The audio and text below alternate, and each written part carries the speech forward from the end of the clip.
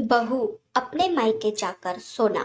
Alarm घड़ी भी पूरा गला फाड़कर चिल्ला रही थी। ओफो नंदनी, अलार्म क्यों लगाया है? आज अगर लगाया है तो बंद क्यों नहीं कर रही हो? अरे, तुमसे कह रहा हूँ, कान में रुई डालकर सारे गधे घोड़े बेचकर सो रही हो। समीर रजाई में से मुंह निकालकर झल्लाकर बोला। अलार्म की आवाज से तो नहीं, बल्कि नंदनी की मीठी नींद के दुश्मन पतिदेव की कर्कश आवाज से जरूर नंदनी की नींद खुल गई। रजाई में से धीरे से हाथ निकाला और बगल में रखी साइड टेबल पर टटोलते हुए अपनी पूरी शक्ति से बजते हुए अलार्म को ठक करके मारा और वापस से रजाई में हाथ घुसा लिया। उफ, कितनी ठंड है बाहर। थोड़ी देर बाद ठक ठक ठक ठक दरवाजे पर किसी ने जोर से ठक ठकाया। कोई आवाज नहीं सुनकर ठक ठकाने की आवाज और तेज हो गई। अरे बहू, सोती ही रहेगी क्या? बाहर कमला देवी जी की आवाज गूंजी। क्या नंदनी, तुम अभी तक मुंह खोल कर सो रही हो? जाओ जल्दी, नहीं तो माँ दरवाजा ही तोड़ देगी। समीर ने एक बार फिर से झल्लाते हुए कहा। समीर, हम आज सुबह 3:30 बजे तो कार से लंबा और थकाऊ सफर करके यहाँ पहुंचे हैं। फिर आकर बच्चों के और इस कमरे की डस्टिंग करी, चादरें बिछाई, दोनों टॉयलेट साफ करे, कपड़े बदले। सोते सोते 4:30 बज गए थे।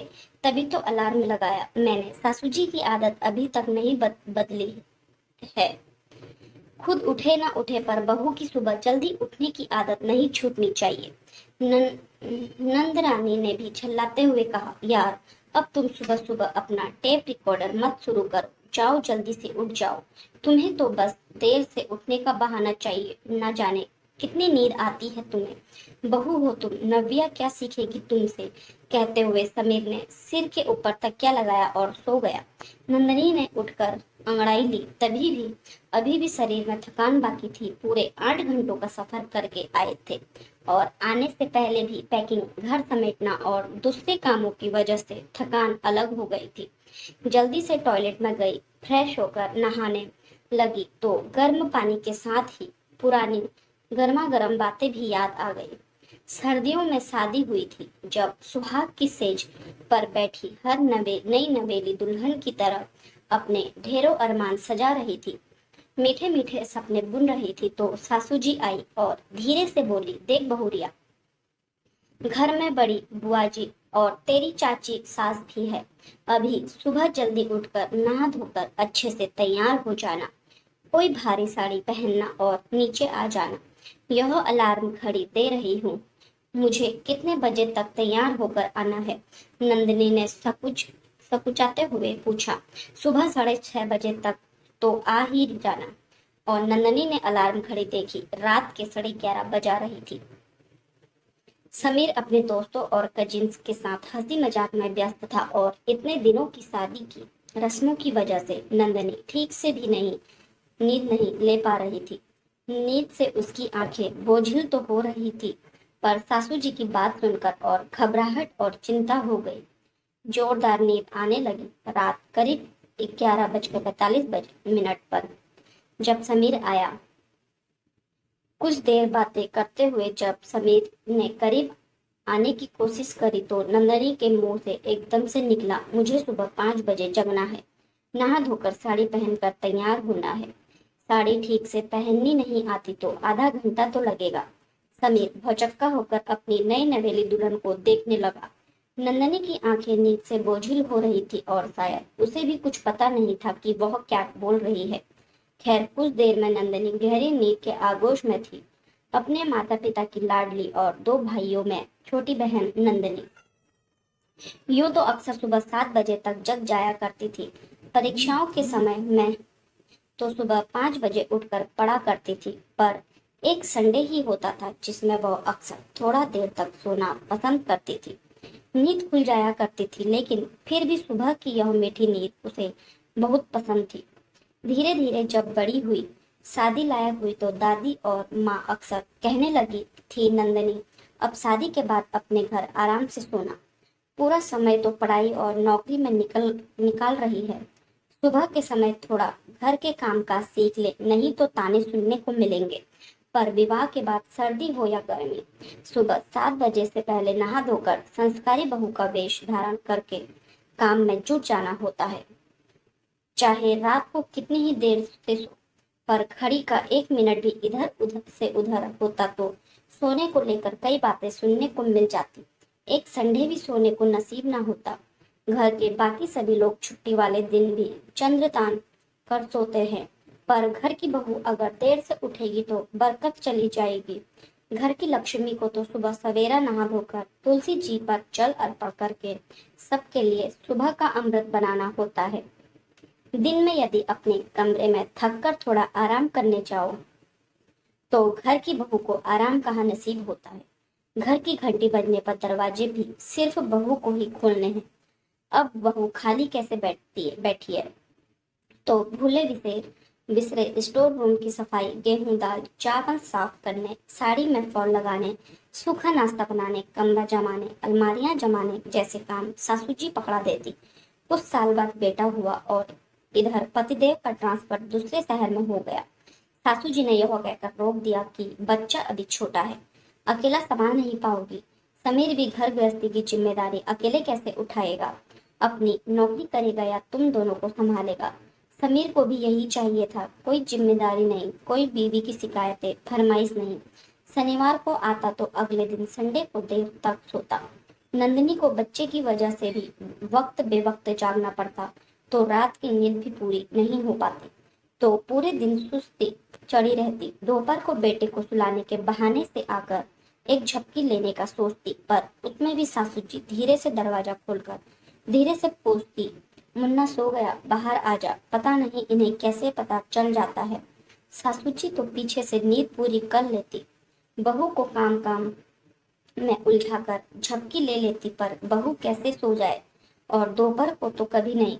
अरे सासू जी भी तो कभी बहू रही होगी ना, क्या बहू की इतनी सी परेशानी नहीं समझ सकती। ना जाने सास बनते ही कौन सा सासपन तन मन में घुस जाता है।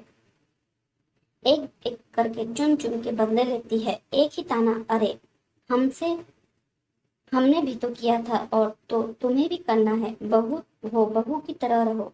अब तो पतिदेव भी ज्ञान बांटने लगे थे, क्या भैंस के जैसे पसरी रहती हो, सुबह भी तुमको उठा नहीं जाता है, कितना सोती हो तुम। पर पतिदेव को यह नजर नहीं आता कि बेचारी पत्नी 24 घंटे मशीन की तरह से काम करती है, एक टांग पर घूमती रहती है, सबकी फरमाइशें पूरी करती है, घर भी संभालती है और बच्चों को भी संभालती है। अरे इंसान हो तो नींद तो आएगी, या यह भी भूल गई पत्नी भी एक इंसान होती है। घर के सभी लोग खुद तो समय से सो जाते हैं, आराम से उठते हैं, फिर केवल बहू के ऊपर ही यह जुल्म क्यों। एक दिन हिम्मत करके सासू जी से कह ही दिया, अम्मा जी मैं भी सोना चाहती हूँ, मुझे भी पूरी नींद चाहिए। बहू अपने मायके जाकर सोना, जितना सोना है। छुट्टियों में मायके पूरी नींद करके आ जाया कर। ससुराल में तो बहू का फर्ज होता है सूर्योदय के पूर्व उठना, तभी तो बरकत आती है। ग्रह लक्ष्मी होती है बहू, यही तो संस्कार होते हैं। लक्ष्मी आती है या बरकत आती है इसका तो पता नहीं, पर नंदनी को नींद बहुत आती थी। उसे अब समझ में आ गया था। शादी के पहले माँ ने कहा अपने घर जाकर सोना, और जब ससुराल में आए तो सासू जी ने कहा मायके जाकर सोना। आखिर सोऊं कहाँ, ना मायका में ना ससुराल में। तब दिमाग में यह बात आई कि अब तो अपने घर में जाकर ही सुकून और चैन की नींद लूंगी। पर अपना घर कहाँ। ठीक है, मुन्ना भी अब 2 साल का होने को आया है, यहाँ भी तो मुन्ने के साथ ही पूरा घर संभालती हूँ, तो पति के साथ भी संभाल लूंगी, और अब अपने घर जाकर ही सोऊंगी। और बस नंदिनी ने प्रण ले लिया, चाहे कुछ भी हो जाए पति के साथ ही रहना है। अब यह सिर्फ सोने की बात नहीं थी, नंदनी को खुद के लिए फुर्सत के तो पल नहीं मिलते थे। पूरे दिन मशीन की तरह काम करते रहना, घर के निर्णय में भी शामिल न करना, कहीं बाहर आने जाने के लिए 10 बातें सुनना, छोटी छोटी बातों पर ताने सुनना। अब अपने घर जाकर ही चैन की सांस लूंगी, सुकून और फुर्सत के कुछ पल खुद के लिए निकालूंगी। अपनी पसंद से खाऊंगी, अपनी पसंद से पहनूंगी, अपने शौक भी पूरे करूंगी। नंदिनी ने सोच लिया था। थोड़े संघर्ष के बाद नंद अपने पति के साथ दूसरे शहर चली गई। कुछ सालों बाद दूसरी बेटी नव्या हो गई। सुबह की मीठी नींद तो तब भी नसीब नहीं हुई। वहां ससुराल में सासू जी कमला देवी जी बोलती थी तो यहाँ उनका लायक बेटा समीर, नंदनी यहाँ आकर तो तुम आलसी हो गई हो। सुबह भी सोती हो देर तक और दोपहर को भी सोने लगी हो। सुबह 7 बजे तक सोना कोई देर तक सोना नहीं होता है समीर। मैं घर का पूरा काम करती हूँ, बच्चों को संभालती हूँ, सब जिम्मेदारी निभाती हूँ। बहुत सबको नजर नहीं आता। तुम भी तो दुरियाई घोड़े की तरह बसते रहते हो। कुछ सालों बाद सुबह बच्चों के स्कूल, दोपहर को पढ़ाना, होमवर्क और रात को फिर वही देर से सोना। एक रविवार मिलता तब नंदनी सुबह की मीठी नींद ले पाती। समीर ने भी इसमें भी टांग अड़ाने की कोशिश करी तो नंदनी ने समीर की भी नींद उड़ा दी। फिर दोनों पक्षों में सुलह हो गई और अब सोते समय दोनों कुछ नहीं कहते। पर पति लोगों की आदत आसानी से नहीं जाती है। सोकर उठने के बाद वह ताना मारने में मोबाइल और सुबह की मीठी नींद पर हमेशा कुछ न कुछ कहने से बाज नहीं आता। अरे बहू कितनी देर तक सो रही है? कुछ दिनों बाद मायके जाएगी तो अपने मायके जाकर सोना। कमला देवी जी की आवाज सुनकर नंदनी एकदम ख्यालों से बाहर आई। गर्म पानी से नहाते नहाते शायद वह पुरानी बातों के सपने में खो गई थी या कहीं सो तो नहीं गई। तभी बाहर समीर की आवाज आई जो शायद अपनी माँ को कह रहा था, माँ वह नहा रही है, आ जाएगी। बाथरूम का दरवाजा नॉक करके समीर ने जल्दी से बाहर जाने को कहा। तैयार होकर नंदनी बाहर आई तो देखा ससुर जी कुछ कहते हुए नंदनी को घूरते हुए अपने कमरे में लेटने के लिए चले गए थे। क्या बात है, अलग रहने लग गई है तो सुबह उठना ही भूल गई है तो और नव्या नंदनी की 6 साल की बेटी को तो क्यों नहीं उठाती है? सो रही है अभी तक, उसकी जल्दी उठने की आदत डाल। अम्मा जी आज सुबह 3:30 बजे पहुंचे हैं। देर से सोए हैं तो कुछ देर बच्चों को सोने देते हैं। वैसे भी बच्चे स्कूल जाते हैं तो जल्दी ही उठते हैं। बस संडे को और अभी सर्दी की छुट्टियां शुरू हुई है तो 7:30 बजे तक उठते हैं। अरे तुझे आकाश नंदनी का 10 साल का बेटा को उठाने को नहीं बोल रही, नव्या को कह रही हूँ। वह लड़की है तो लड़कियों को जल्दी ही उठना चाहिए। अम्मा जी लड़का हो या लड़की उठने से क्या लेना देना, अगर उठना है तो दोनों को ही समय पर उठाना चाहिए। और रही बात नव्या की तो यह उसका घर है, ससुराल नहीं। और फिर आप ही तो कहती हो मायके में जाकर ही सोना चाहिए। नंदनी ने मुस्कुराते हुए कहा। वैसे अम्मा जी एक बात बोलूं, बुरा मत मानना, यह आपका भी ससुराल ही है, मायका नहीं। यह बात मुझे अब समझ आई है। अगर मैं उठूंगी तो कल से आपको भी सुबह जल्दी उठाऊंगी। नंदिनी ने कहा। अरे बहू बुढ़ापा है मेरा तो, और अब यही मेरा घर है। कमला देवी जी ने गुस्से में कहा। अगर यह आपका घर है तो यह मेरा भी घर है। अगर आप सोओगे तो मैं भी सोऊंगी। आप भी तो इस घर की सर्वप्रथम वाली गृह लक्ष्मी हो। वैसे भी सुबह उठने से तो बरकत आती है, बुढ़ापा है तो जल्दी ही उठना चाहिए। कल से मैं आपको मॉर्निंग वॉक पर ले चलूंगी, तैयार रहिएगा। यह लीजिए आपकी वाली अलार्म घड़ी, मैंने सुबह 6 बजे का अलार्म सेट कर दिया है इसमें। नंदिनी ने मुस्कुराते हुए अलार्म घड़ी कमला देवी को पकड़ा दी। यह वही वाली अलार्म घड़ी थी जो कमला देवी जी ने उसे सुहागरात के दिन पकड़ाई थी। कमला जी बहुत भौचक्की होकर कभी नंदनी को कभी अलार्म घड़ी को मुंह खोले देख रही थी और नंदनी गुनगुनाते हुए सुबह की अमृत मतलब की चाय बनाने चल दी। आखिर सासू जी को भी पता चले कि सप्ताह में एक ही दिन मिलता है सोने को। अगर सप्ताह में एक मीठी नींद वाला संडे उसे यही ससुराल में भी मिल जाएगा तब सासू जी भी नहीं कहेगी कि बहू अपने मायके जाकर सोना। दोस्तों कई घरों में सर्दियों में भी यह कठोर नियम रहता है कि बहू को मुंह अंधेरे ही धोना उठना होता है। सप्ताह में एक दिन भी उसे सुबह सामान्य समय पर उठना नसीब नहीं हो पाता। घर के सभी सदस्य भले ही घर में काफी देर तक उठते हों, पर एक बहू होने के नाते उसे सुबह उठना ही पड़ता है ताकि घर में बरकत रहे। तो क्या सिर्फ घर की बहू के उठने से घर में बरकत आ जाती है? और अगर एक बहू या पत्नी गृहलक्ष्मी होती है तो बेटा भी तो भगवान समान माना जाता है। पति परमेश्वर होता है, सास ससुर जी ईश्वर तुल्य माने जाते हैं। तो सभी भगवानों को एक साथ सुबह जल्दी उठने का आनंद लेना चाहिए। एक बहू के लिए ससुराल को भी उसका घर समझने दीजिए। एक ऐसा घर जहां उसे सुकून और शांति भरी नींद आ सके, अपने लिए वह बस फुर्सत के 2 पल निकाल सके, अपने शौक पूरे कर सके। तब कोई सास यह नहीं कहेगी कि बहू अपने मायके जाकर सोना।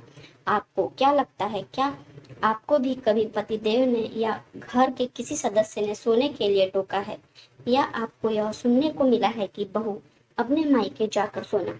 आपकी क्या राय है कमेंट करके कमेंट बॉक्स में जरूर बताएं। और हमारे चैनल पर नए हैं तो चैनल को लाइक शेयर सब्सक्राइब करना ना भूलें। धन्यवाद।